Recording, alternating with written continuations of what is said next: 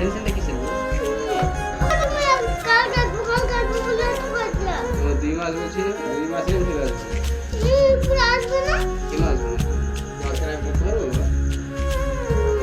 তুমি তো আমার জানো না। কিন্তু 2 মাসের আগে তুমি বলবো না আসতে তোমাকে, হ্যাঁ? আসতে পারবো না আমি। কাজ করবো না বাবা, কাজ করবো যাবো না, বোট গাছের দিকে যাবা না, ওর সঙ্গে যাবা না থেকে না, ওখানে যাবাই না।